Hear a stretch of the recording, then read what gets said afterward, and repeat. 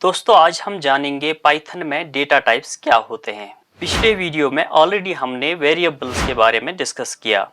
In case अगर आपको miss हो गया हो तो इस लिंक पे क्लिक करके आप वो जरूर देखें। आपने नोटिस किया होगा कि कभी हमने इन वेरिएबल्स में कुछ नंबर स्टोर किए या फिर लेटर्स लाइक ABCD टाइप में स्टोर किया।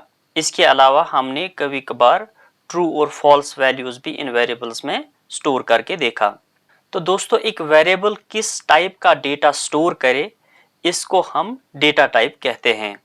कभी कभार आप पाइथन में इसको डेटा टाइप ऑब्जेक्ट के नाम से भी सुनेंगे। Well that is because Python में एक सेंस से सब कुछ ऑब्जेक्ट ही होता है। चलिए फिर कोड स्क्रीन पे और डिस्कस करते हैं more about data types in Python, और वीडियो को लाइक करना मत भूलिएगा।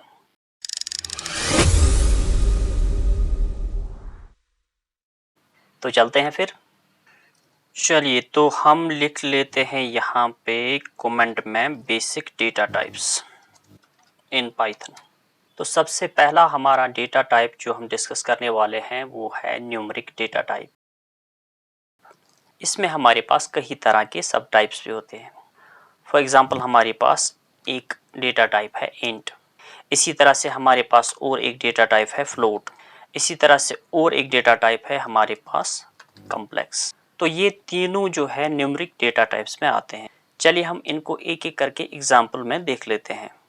अगर मैं एज इक्वल टू 35 लिखूं तो 35 हमारे पास नंबर है, तो इसका मतलब ये है कि एज इस वक्त न्यूमेरिक डेटा टाइप है, क्योंकि हमने इसमें 35 जो है जो कि एक नंबर है वो स्टोर किया।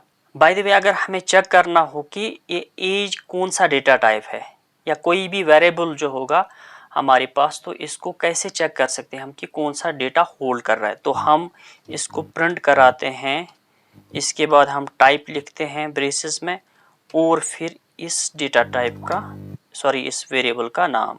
तो यहाँ पे आप देख सकते हैं हमारे पास इंटीजर टाइप का वेरिएबल प्रिंट करके आ गया। तो इस तरह से हम किसी भी वेरिएबल का डेटा टाइप देख सकते हैं। ये हो गया हमारे पास इंट टाइप का डेटा टाइप। इसके बाद आता है फ्लोट। फ्लोट में हमारे पास जो फ्रैक्शंस होते हैं, डेसिमल करके जो नंबर्स आते हैं, इनको हम फ्लोट की कैटेगरी में देखते हैं। तो दोस्तों यहाँ आप देख सकते हो मार्क्स भी एक वेरिएबल है जिसमें मैंने 50.50 को स्टोर किया। तो अगर मैं इस वक्त मार्क्स का डेटा टाइप देख लूं तो यहाँ देख सकते हैं आप हमारे पास फ्लोट प्रिंट करके आ गया। तो इसी तरह हमारे पास होता है कॉम्प्लेक्स। तो कॉम्प्लेक्स को भी बिल्कुल इसी तरह हम डिफाइन करते हैं। आपने कॉम्प्लेक्स नंबर्स के बारे में मैथमेटिक्स में पढ़ा होगा, तो हम इन कॉम्प्लेक्स नंबर्स को इस कैटेगरी में रख सकते हैं। तो नेक्स्ट डेटा टाइप हमारे पास आता है स्ट्रिंग।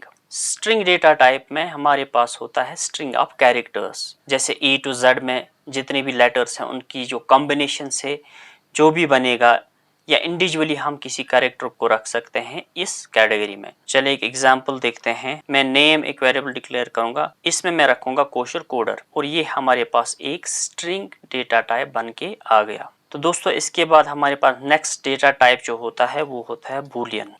बूलियन में हमारे पास दो ही वैल्यूज होते हैं, या ट्रू या फॉल्स। फॉर एग्जांपल हम एक फ्लैग डेटा टाइप बनाते हैं, इसमें मैं रखूंगा वैल्यू इक्वल टू ट्रू। तो दोस्तों ये एक बूलियन वेरिएबल, ट्रू के बदले में फॉल्स भी रख सकता हूँ इसका वैल्यू। बस यहाँ पे आपको ध्यान में रखना है कि इसके ओनली दो ही वैल्यूज हो सकते हैं, या ट्रू होगा या इसका वैल्यू फॉल्स हो सकता है। तो इसके बाद हमारे पास डेटा टाइप्स में जो एक कैटेगरी आती है दैट इज कलेक्शन। और कलेक्शन कैटेगरी में जो हमारे पास पहला डेटा टाइप है वो है लिस्ट। दोस्तों लिस्ट में हमारे पास स्पेस अवेलेबल हो जाती है जिसमें हम इंडेक्सिंग पे वैल्यूज को स्टोर कर सकते हैं, और ये इंडेक्सिंग हमेशा 0 से स्टार्ट होती है। चलिए एक एग्जांपल देख लेते हैं। यहाँ पे मैं एक फ्रूट्स करके एक वेरिएबल बनाता हूँ जिसमें हम वेरियस फ्रूट्स को स्टोर कर सकते हैं। तो दोस्तों इस तरह हमने यहाँ पे एक लिस्ट को यहाँ पे बनाया। लिस्ट के बाद हमारे पास और एक डेटा टाइप है जिसको हम टपल बोलते हैं। आप ट्यूपल बोले या टपल बोले एक ही बात है। तो ये हमने एक टपल को यहाँ पे क्रिएट किया। ये भी लिस्ट की तरह ऑर्डर्ड होते हैं, इम्यूटेबल होते हैं। इसका ये मतलब हुआ कि इसको हम चेंज लेटर नहीं कर सकते हैं। हम लेटर ऑन थोड़ा इसको ओवर डिग इन करते हैं, हम देखते हैं कि इसमें म्यूटेबल और इम्यूटेबल में क्या डिफरेंसेस आ जाती हैं। तो दोस्तों इसके बाद हमारे पास और एक डेटा टाइप होता है जिसको हम सेट बोलते हैं। तो सेट की एक एग्जांपल देखते हैं हम। मैं set1 करके एक वेरिएबल बनाता हूं। तो इस तरह से मैंने एक सेट को भी डिफाइन किया। यहाँ सेट हमारे पास अनऑर्डर्ड होता है, यानी कि इसका कोई ऑर्डर नहीं रह सकता है। म्यूटेबल हो सकता है, यानी कि इसको हम बाद में चेंज भी कर सकते हैं। और इसी तरह से हमारे पास इसमें कोई डुप्लीकेशन अलाउ नहीं होता है। जैसे हमारे पास ऑलरेडी टपल या लिस्ट था, ये दोनों डुप्लीकेशन को अलाउ करते हैं, जबकि सेट हमारे पास होता है जो कि डुप्लीकेशन को अलाउ नहीं करता है। इसके बाद हमारे पास और एक डेटा टाइप आता है जिसको हम डिक्शनरी बोलते हैं। और डिक्शनरी में हम की वैल्यू पेयर्स रख सकते हैं। जैसे एग्जाम्पल में अगर आप स्टूडेंट एक डिक्शनरी बनाना चाहते हैं, स्टूडेंट वेरिएबल करके ये एक डिक्शनरी है, तो इसमें जाके मैं इस तरह से इसका एक की नेम हो सकता है और नेम में कॉलन देके इसका नेम हो सकता है ABC और इसकी एज हो सकती है 35 और इसका जो क्लास है ये हो सकता है 11th। तो इस तरह से हमारे पास एक स्टूडेंट की एक डिक्शनरी बन के आ गई। और फाइनली हमारे पास और एक डेटा टाइप होता है दैट इज नन, जो कि एब्सेंस ऑफ वैल्यू को डिनोट करता है। अगर हम यहाँ पे एग्जाम्पल देखें तो x इक्वल टू नन करके हमारे पास एक नन डेटा टाइप डिफाइन हो गया। तो इस तरह से हमारे पास ये सब डेटा टाइप्स अवेलेबल होते हैं पाइथन में।